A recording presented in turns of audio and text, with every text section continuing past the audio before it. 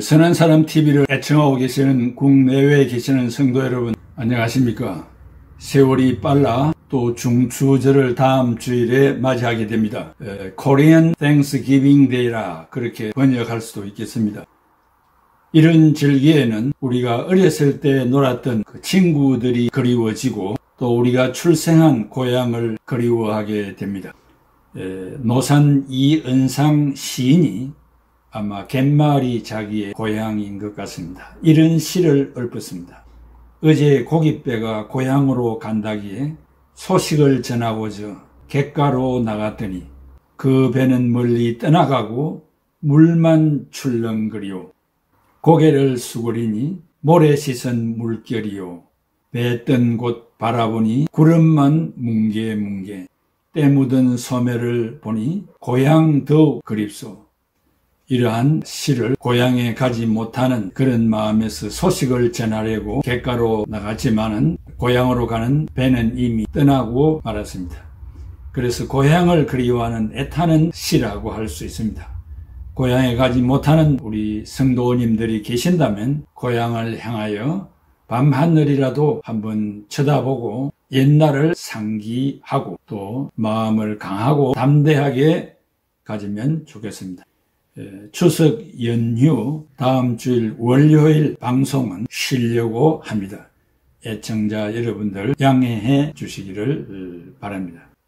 공지의 말씀은 선한 사람 유튜브를 들어가시면은 저작권이 없는 찬송가와 성가곡을 많이 영상화해 놓았으니까 많이 애용하시기를 바랍니다.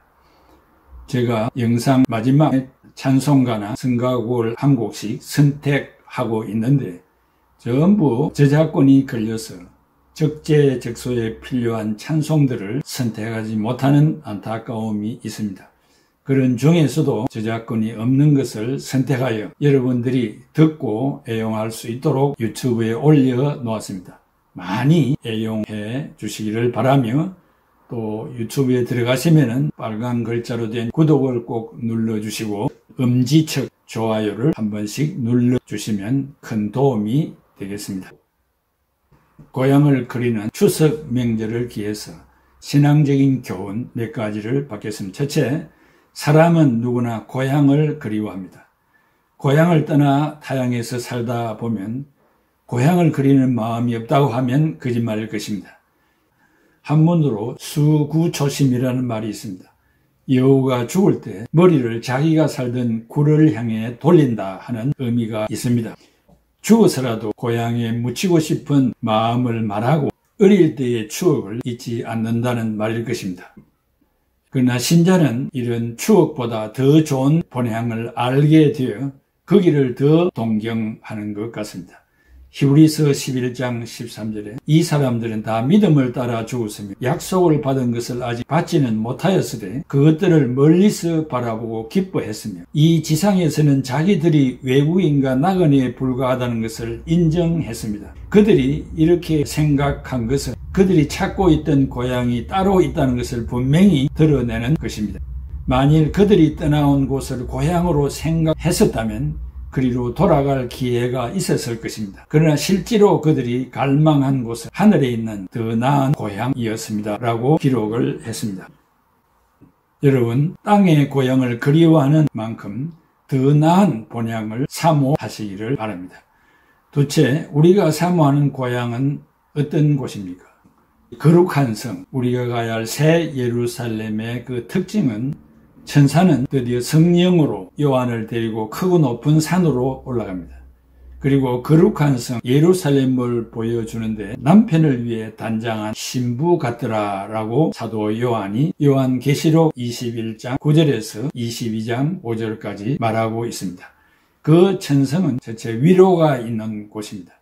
추석 명절에 음식을 만들지 아니하려고 고부간에 동서간에 싸우는 곳이 아닙니다. 지옥, 즉 하데스, 음부에 떨어진 한 부자가 아브라함에게 호소하기를 누가복음 16장 24절 25절에 아버지 아브라함이여 나를 긍휼히 여기사 나사로를 보내어 그 손가락 끝에 물을 찍어 나를 서늘하게 하소서. 내가 이 불꽃 가운데서 고통을 받나이다 라고 했습니다. 그때 아브라함이 대답하기를 너는 살았을 때 네 좋은 것을 받았고 나사로는 고난을 받았으니 이것을 기억하라. 이제 저는 여기서 위로를 받고 너는 고통을 받나니라 했습니다. 부자가 아브라함을 아버지라고 부르는 것은 전통과 혈통으로 구원을 받는 것으로 믿었다는 사실을 증언하는 것입니다. 혈통으로 몇 대 손의 아버지지만은 아버지가 자녀들의 구원을 보장하는 것은 아닙니다. 실상은 영적으로 이 부자의 아버지가 아니었다는 사실입니다. 지옥에서 아브라함을 향하여 울부짖었는데 이 지옥은 하데스, 음부를 말합니다. 그래서 이 음부에 지옥에 떨어진 부자는 고난을 받고 천국에 들어간 나사로는 위로를 받는다고 했습니다. 이 고난은 헬라말로 카코스, evil, 지옥의 악의 고통을 가르치는 것입니다. 위로는 헬라말로 파라칼레오, comforted, 이것은 위안, 천국의 기쁨과 즐거움과 영광을 말하는 것입니다. 둘째, 하늘의 고향에는 사망도, 애통도 없는 곳입니다. 계시록 21장 4절에 그들의 눈에서 모든 눈물을 씻어 주실 것이다. 이제는 죽음이 없고 슬픔도 울부짖음도 고통도 없을 것이다. 이전 것들이 다 사라져 버렸기 때문이다 라고 했습니다.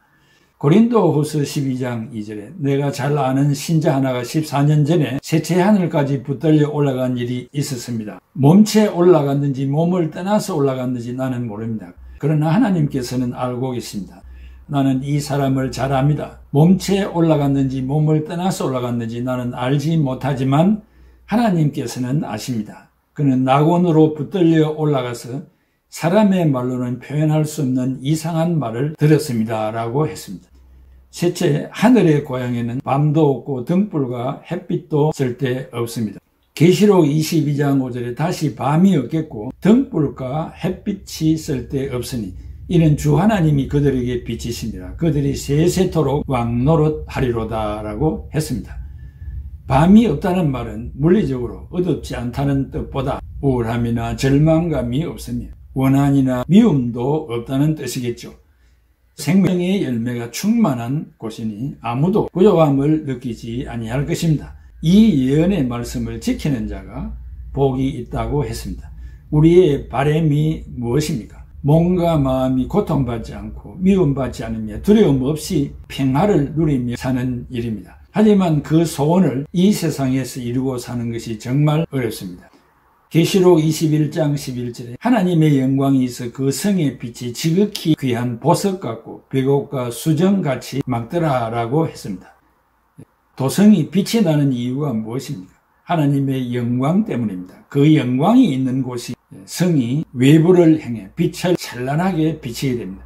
그 도성에 빛나는 빛의 바람은 천하지 않고 귀하게 여기는 보석 같은 빛입니다. 그러면서 수정같이 막습니다. 그래서 계시록 21장 23절을 보면 하나님의 영광이 비치기에 해나 달의 비침이 쓸데없다. 얼마나 찬란한 빛의 도성인가를 말해주고 있습니다. 어떤 자연세계의 빛을 무용하게 만드는 빛입니다. 기쁨의 빛, 환희의 빛, 감사의 빛, 소망의 빛, 그 빛이 얼굴에서 나면 그 아름다움은 어느 것으로도 비교할 수가 없습니다. 예루살렘은 빛으로 충만한 아름다움의 극치입니다. 니체 우리의 본향은 영원한 곳입니다. 어떤 여행 전문가가 말하기를 희망을 가지고 여행하는 것은 목적지에 도착하는 것보다 더 즐거운 일이다라고 했습니다. 믿음의 조상들도 본향을 사모하며 소망 중에 어려움을 극복하며 살았습니다. 세계 2차 대전 중에 한 병사가 적군의 실탄에 맞아 쓰러졌습니다. 그러나 이 병사는 힘을 다하여 동료들이 있는 초소를 향하여 기어갔습니다. 부대원들이 그를 발견했을 때는 이미 죽은 후였습니다. 그는 펴진 성경 위에 머리를 박고 죽어 있었습니다. 그는 국군 묘지에 장사되었고 그의 비석에 펼쳐진 성경에 줄쳐진 성경 구절을 새겼습니다. 요한복음 11장 25절에 나는 부활이요 생명이 나를 믿는 자는 죽어도 살겠고 무릇 살아서 나를 믿는 자는 영원히 죽지 아니하리라. 짧은 이 세상 건너편에 고향이 확실히 있음을 아는 자에게는 낙심과 피곤증이 있을 수 없습니다. 그래서 사도 바울은 로마서 12장 12절에 소망 중에 즐거워하며 환난 중에 참으며 기도에 항상 힘쓰나니라 했습니다. 하늘의 본향을 생각하고 어떤 역경에서도 힘있게 살아가야 합니다. 셋째, 우리의 소원은 금이 환향입니다. 우리가 신앙적으로 금이 환행하려면 어떻게 해야 하겠습니까? 중생해야 합니다. 요한복음 3장 3절 5절. 중생하지 아니하면 하나님 나라를 볼 수 없고 들어갈 수 없다고 했습니다. 거듭나지 아니하면 금이 환행할 수 없습니다.